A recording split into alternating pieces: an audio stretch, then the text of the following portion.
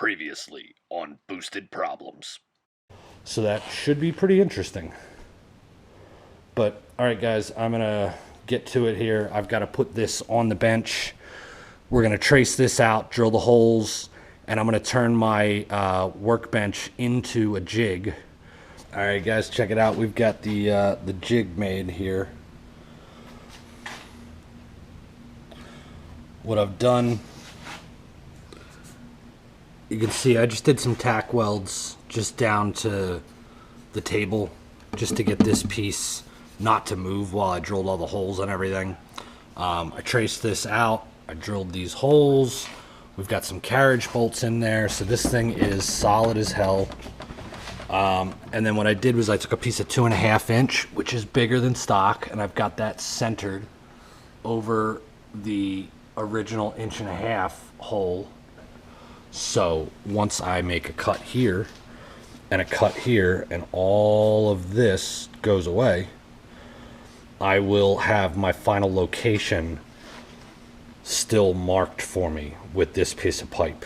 I have marked on a table the outline of how much real estate this thing takes up, and I have this right here. This bottle of brake clean with the spacer on it pretty much represents the height of the manifold in reference for me. So I know, if I want it to be higher profile or lower profile, once I have the car up in the air and I'm ready to start making this, I at least know where I started. All right, guys, here is the basic idea of it. This is just some Home Depot plumbing stuff.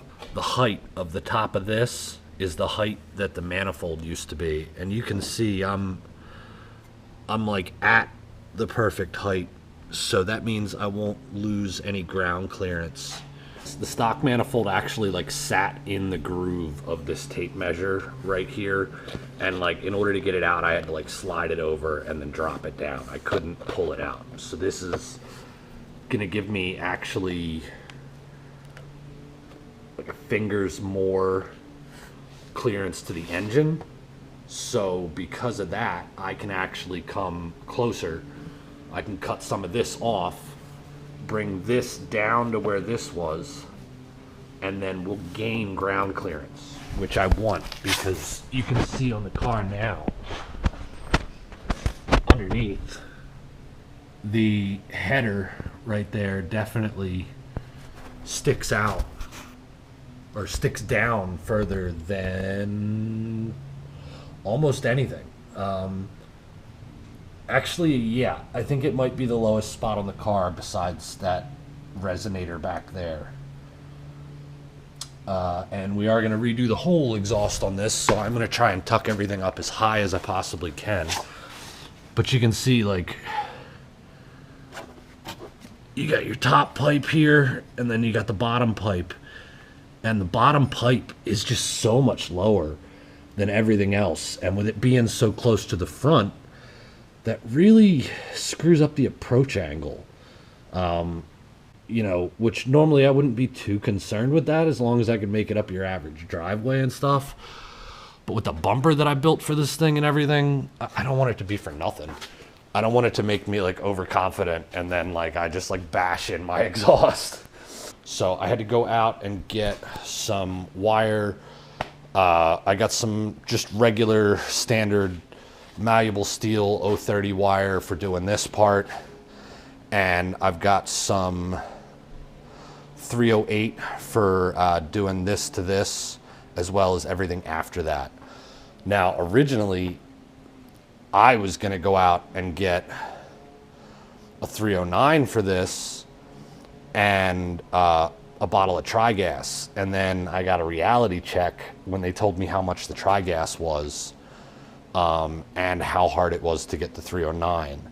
I did not want to pay $400 just for the bottle to weld the exhaust up, because that's what I paid for my wastegate. And that's the most expensive part on the whole damn car. It costs more than the Supercharger, for sure. The guy at the welding place told me to use straight argon. He was like, oh yeah, that's what a lot of guys use. And I started reading, and if you don't add at least 2% oxygen to that, it's awful. 2 to 5% oxygen on this with 98 to 95% argon is an okay mix for doing stainless. Ideally, you want the tri-mix with the helium in it. You can see down here, this is not the same shape. And if I were to, like, that's about lined up inside probably, and we're, like, I can actually get a finger up in this. So we're definitely not a good fit up there. And as well as we've got some hanging here when it's pretty much at the edge there. So I'm gonna heat this up with some MAP gas, and we're gonna put it in the vise and really crank it until these are ovaled. But I don't want to do that until I have everything aimed at this the best I can. Hey guys, back working on the exhaust manifold. Not sure where we left off on the last filming, but this is what I've got so far is a 90 coming down that I had to oval to these, and then a little pie cut in there just to get this to the right angle to come over for the Y pipe. And then on this side we've got the other one cut out. I've got a couple of tack welds on here just to get me started, and this goes on like that. I'm gonna get this welded up here. I guess I'll just leave you guys set up. I don't know if you can see the welding from where I'm putting it. Yeah, you should be able to see that a little bit at least.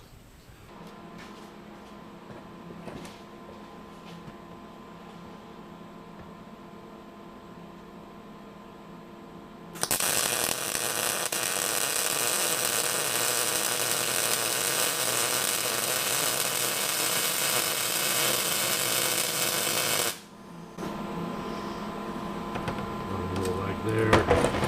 Flip it over, do another spot.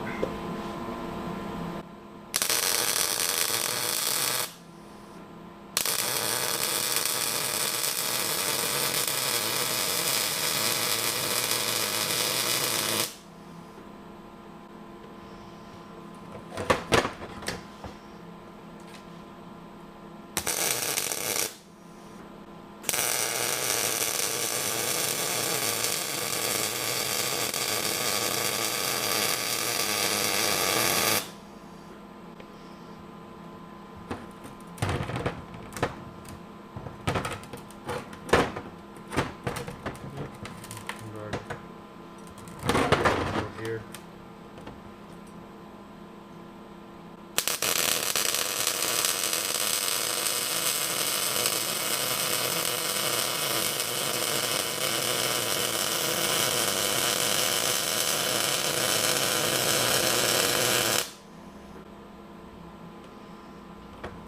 Now that is by no means a beauty, but I had probably a 3 to 5 millimeter gap to fill in there. Everything else was like perfect flush fitment the rest of the way around. I might go back and hit that spot right there to make sure I penetrated. But yeah, I got no issues with this. All right, guys, check it out. This is where we are at. I should have got a little bit more of this on film probably. But you see, this is the stock piece right here, just this from here to here. And then we've got our first elbow, little pie cut, another elbow, and then a length that's about 3 inches long. Again, here, another length that's 3, elbow, 2 pie cuts, another elbow, and then you can see the stock piece from here to here. I've got this in a position where I can take all this off. I've still got some wiggle room here. And I can take this off and weld that, and take this off and weld that one, put them back up with this. And then I think I'm gonna trim this piece right here on the rad fan, because I can turn this up as high as touching that, and that gives me a much better approach angle. but I don't want to melt it. And honestly, I think I'd be far enough away from everything else that if I take that out and then just come down a little bit, like to there, it would still, like, it would follow the approach angle of the bumper. And that's really the best I can hope for, because the stock one probably comes down to about, the stock one would probably come down to about here. And, or at least like here. And the one that I had on there was down to like here. So it was definitely the lowest spot on the car.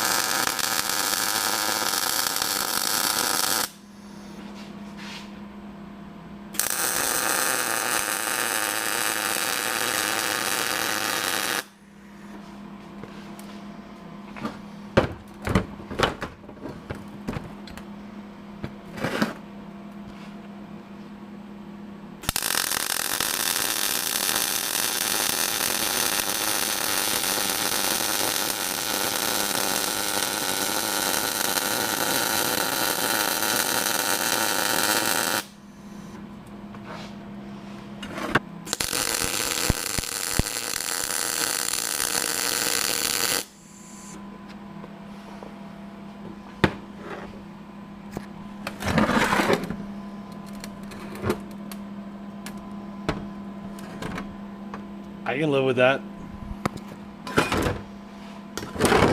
Next.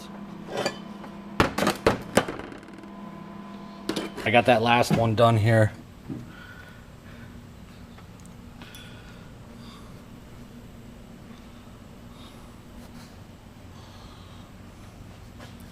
So there is both pieces all finished up. Haven't grinded any of these welds down yet, but I will just a little bit, just to get all these little like slag nipple things off of there. And I always go back and grind a little bit on the inside to get the lip that would be like down here, as well as just to make sure there's no like sugar in there. Got a little more progress on the manifold here. I'll show you what I got.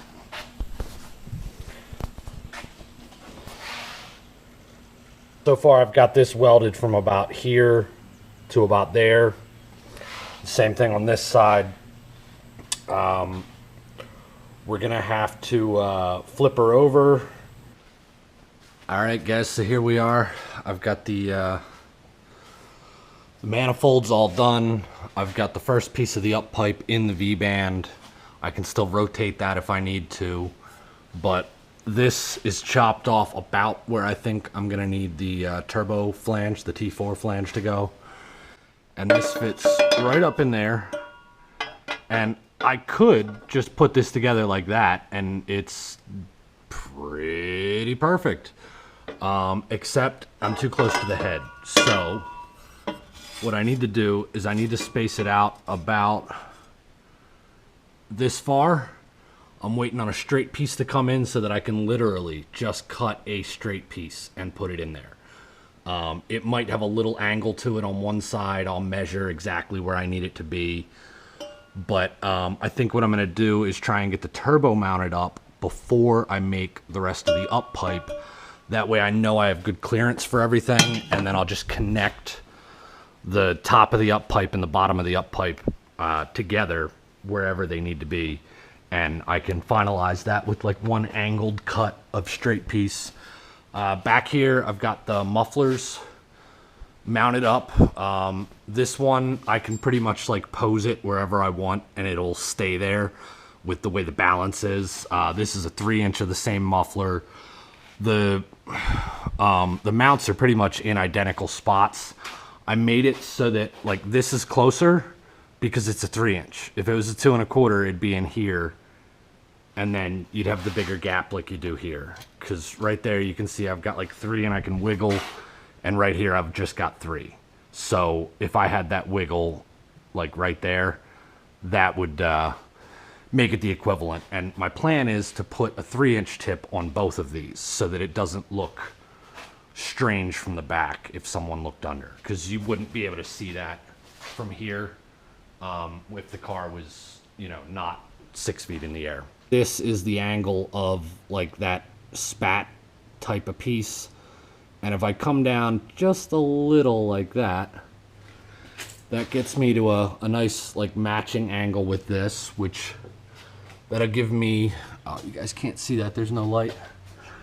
But that gives me a nice shot right down here where I need to go for the exhaust. And yeah, it'll get us right where we need to. And I'm gonna do it like duals. So the smaller side here is gonna come down and it's gonna go through here and snake over next to the drive shaft, and it's just gonna be, it's gonna be closer to the gas tank than I'd like, but it's gonna be easier to fit a 2-inch in here and keep ground clearance than it would be to fit a 3-inch in here with a 2-inch next to it. I held the pipe up and like I've got like an inch more of ground clearance if I sort of tuck it here versus if I have to be like all the way down here and miss the drive shaft. So that's the plan. I'm still just waiting on a piece for that up pipe, so I can't go too far with that. I'm not 100% sure what I'm going to do to locate the turbo up in here yet. I know I have enough space as long as I rotate it the right way, and just I might have to get a little convoluted with the pipes in order to make this work. And I also may have to not use the snorkel, or I may have to have it so that it's like disconnectable. And if you needed to, you could like run the snorkel without a filter or put a filter where the head is, for like an actual off-road situation. Because the problem is that thing necks down to a lot smaller than the rest of the intake is. The input on this turbo is like 4.5 inches. So I already had to get like a massive reducer in order to get this thing down to a reasonable intake pipe size of 3-inch outside diameter. And I feel like it's gonna choke it. I'm gonna let you guys go and get back to the build.